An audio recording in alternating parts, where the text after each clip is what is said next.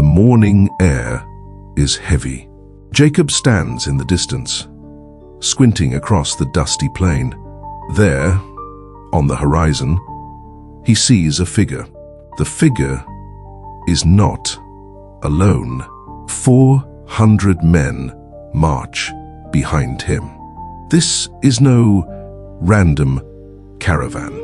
It is Esau. The last time Jacob saw Esau, his brother's face burned with rage, vowing to kill him. That was 20 years ago. 20 years of silence, separation, and uncertainty. But today, there will be no hiding. The road forward leads straight into Esau's path. Jacob has wrestled with God the night before, left limping yet blessed. His name has changed, but the shadow of his past still stands before him in the form of his brother. A procession of humility. Jacob arranges his family. First, the maidservants with their children, then Leah and her children. Finally, Rachel and Joseph, his most precious, at the rear. But before any of them move, Jacob steps ahead of them all. He bows to the ground, not once, but 7 times, as he walks toward Esau. Each bow is not just cultural etiquette, it's an act of surrender. Every step is an unspoken confession. I am not here to take, but to honor. I come not in pride, but in humility. Sometimes reconciliation begins with a bowed heart before it's spoken with the mouth. The unexpected embrace. Then, the scene changes in a heartbeat. Esau runs, not toward Jacob in attack, but in compassion. He grabs Jacob, wraps his arms around him, and kisses him. Both brothers weep. No court mediator, no long negotiation. Just 2 men, once enemies, clinging to each other as brothers again. The tension of 2 decades dissolves in a moment of grace. Why? Because somewhere in the unseen, God had been working not only in Jacob's heart, but in Esau's too. We often fear the meeting, forgetting that God can go ahead of us, softening hearts we thought were stone, refusing the debt. Esau looks around at the women and children and asks, "Who are these with you?" Jacob introduces them, his family, the fruit of his years away.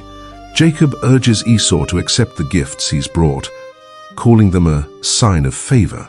At first, Esau refuses. He has enough. But Jacob insists.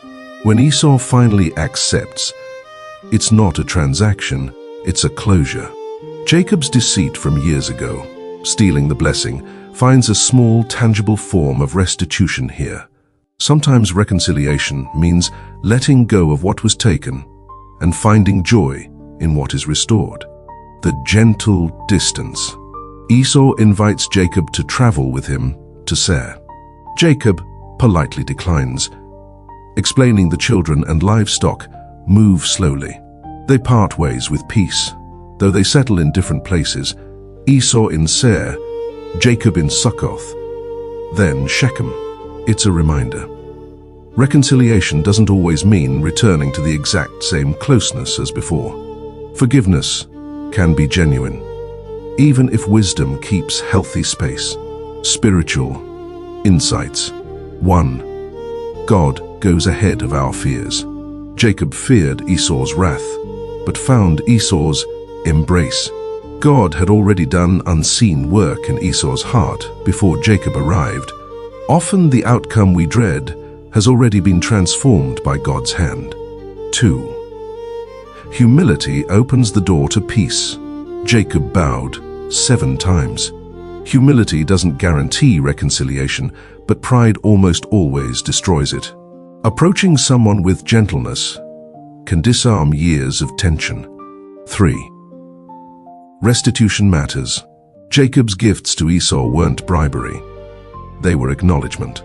Saying sorry is important, but tangible acts of restoration can heal wounds words alone cannot. 4. Forgiveness doesn't erase boundaries. Jacob and Esau part in peace, but don't live together. Some relationships are healthiest when both hearts are right, yet both paths remain separate. Reflection questions. Who is the Esau in your life? The person you avoid because of an unresolved past? What might humility look like if you took the first step toward peace? Where might God already be working in the other person's heart, unseen by you? Are there ways to make restitution, not to buy forgiveness, but to honor the relationship? Closing. Encouragement. Genesis 33 reminds us that reconciliation is never just between two people. It is a miracle authored by God. Jacob limped toward Esau with fear, but left with the taste of grace. If God could turn Esau's vengeance into an embrace, He can turn your story too. Take the step. Bow your heart. Trust the God who goes ahead.